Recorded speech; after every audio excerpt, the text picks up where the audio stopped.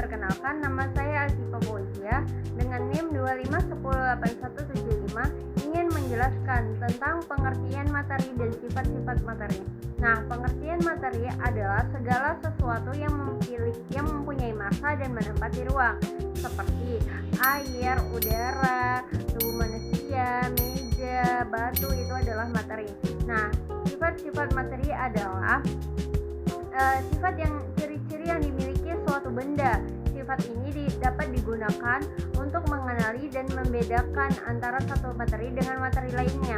Nah, sifat materi itu dibagi menjadi dua, sifat fisika dan sifat kimia. Sifat fisika adalah sifat materi yang bisa kita amati tanpa adanya perubahan zat baru seperti bentuk, warna, dan lainnya. Nah, kalau sifat kimia ini kita bisa amati dengan adanya perubahan zat baru seperti bahan yang mudah terbakar, yang mudah berkarat. Saya Tri Ramadhani yang akan menjelaskan tentang perubahan materi dan kalor. Pernah tidak kalian melihat es yang berubah menjadi air? Dan pernah tidak kalian mencium bau dari kayu yang terbakar? Nah, itu semua adalah contoh dari perubahan materi. Perubahan materi sendiri adalah suatu benda yang mengalami perubahan.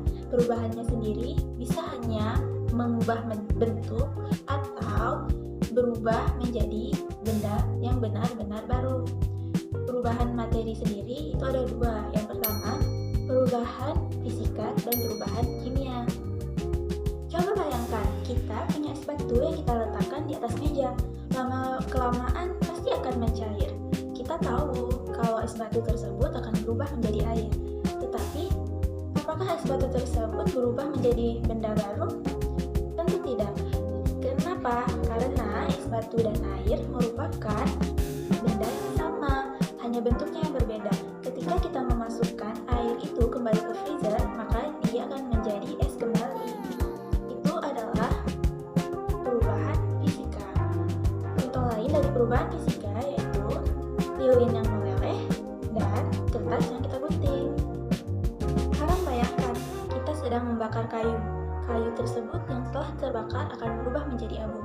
Apakah abu tersebut dapat berubah kembali menjadi kayu? Tidak kan? Nah, abu tersebut sudah menjadi benda baru. Hal ini merupakan contoh dari perubahan kimia. Contoh lainnya itu ialah buah yang sudah membusuk dan nasi yang sudah menjadi bubur. Cara mengingatnya cukup mudah. Kita hanya memerlukan satu pertanyaan. Apakah benda tersebut bisa kembali semula ke bentuk asal atau tidak? Jika jawabannya bisa, maka itu adalah perubahan fisika, yang dimana perubahan fisika mengubah bentuk tetapi bendanya tetap sama. Atau jawabannya tidak bisa, maka itu adalah perubahan kimia, yang dimana perubahan kimia mengubah benda tersebut menjadi benda baru tetapi tidak bisa kembali ke bentuk semula. Kalau tadi kita sudah belajar tentang perubahan materi, nah sekarang kita akan belajar apa yang membuat perubahan itu terjadi, yaitu tentang kalor. Kalor adalah perpindahan suhu dari benda yang lebih panas ke benda yang lebih dingin. Kalor akan selalu berpindah sampai kedua benda memiliki suhu yang sama. Kalor berasal dari mana sih? Kalor itu berasal dari matahari, api, listrik, dan juga gesekan dari kedua benda. Kalor memiliki 3 pengaruh. Pengaruh dari kalor yang pertama itu ada kalor dapat menaikkan suhu benda. Contohnya, ketika kita memasak sup panas yang dimasak. Yang kedua itu adalah kalor dapat menurunkan suhu benda. Contohnya itu seperti teh panas yang kita diamkan. Terus yang ketiga, kalor dapat mengubah bentuk benda. Contohnya es yang mencair. Manfaat dari kalor sendiri ialah sangat berguna di kehidupan sehari-hari kita, seperti memasak, merebus air, menyetrika pakaian, menghangatkan tubuh, dan membuat kue atau roti. Nah, di sini saya akan melanjutkan pemaparan materi dari rekan saya. Nah, baik, selanjutnya saya akan menjelaskan tentang perbedaan kalor. 1. Konduksi. Jenis perpindahan kalor yang pertama adalah konduksi. Konduksi merupakan perpindahan panas melalui benda padat tanpa disertai perpindahan zatnya. Artinya, yang berpindah berpindah hanya energi panasnya, sedangkan bendanya tetap di tempat. Contohnya, ketika kita mengaduk teh panas menggunakan sendok logam, setelah beberapa saat, gagang sendok akan terasa panas meski tidak terkena air panas secara langsung. Hal ini terjadi karena logam merupakan penghantar panas yang baik, sehingga panas dari ujung sendok berpindah ke bagian gagangnya. Yang kedua, konveksi. Jenis yang kedua adalah konveksi. Konveksi merupakan perpindahan yang terjadi pada zat cair atau gas dan disertai dengan perpindahan zatnya. Contohnya, saat air dipanaskan hingga mendidih, air yang berada di bagian bawah panci akan menerima panas lebih dulu, kemudian menjadi lebih ringan dan bergerak ke atas, sementara air yang lebih dingin turun ke bawah untuk dipanaskan. Pergerakan ini yang disebut adalah arus konveksi. Ketiga, radiasi. Jenis yang terakhir adalah radiasi. Radiasi merupakan perpindahan panas tanpa memerlukan zat perantara.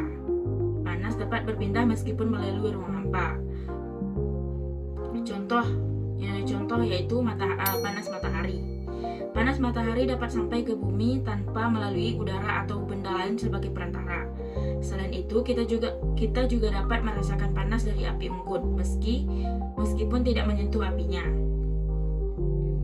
Jadi, dapat disimpulkan bahwa perpindahan kalor terdiri dari 3 jenis, yaitu konduksi melalui benda padat, konveksi melalui zat cair atau gas yang bergerak, dan radiasi yang tidak memerlukan zat perantara.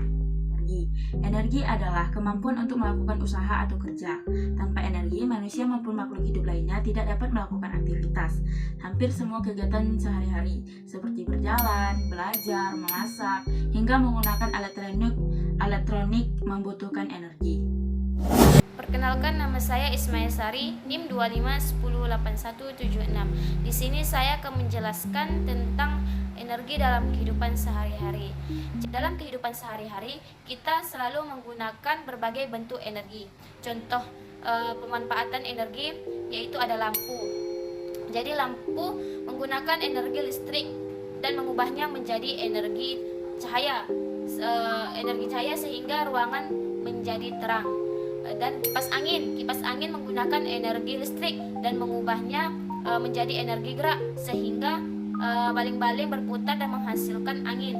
Yang ketiga ada kompor, yaitu mengubah energi kimia dari gas atau bahan bakar menjadi energi panas untuk memasak makanan. Yang keempat ada mobil mengubah energi kimia dari bensin atau solar menjadi energi gerak sehingga mobil dapat berjalan. Jadi kesimpulannya, energi dapat berubah dari suatu bentuk ke bentuk lain agar dapat dimanfaatkan untuk membantu aktivitas manusia. Jadi kesimpulannya, yang pertama, materi. Materi adalah semua benda yang memiliki massa dan menempati ruang seperti meja, air, dan udara. Yang kedua, materi. Materi dapat mengalami perubahan fisika, yaitu perubahan yang tidak menghasilkan zat baru, misalnya es mencair.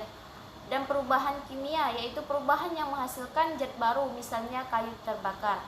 Yang ketiga ada kalor.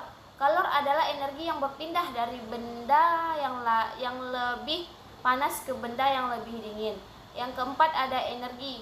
Energi sangat penting karena hampir semua kegiatan sehari-hari dan mengendarai kendaraan memerlukan energi. Jadi dengan memahami materi perubahan materi, kalor, dan energi, kita dapat mengetahui bagaimana berbagai benda dan peralatan di sekitar kita bekerja serta menggunakannya dengan lebih baik.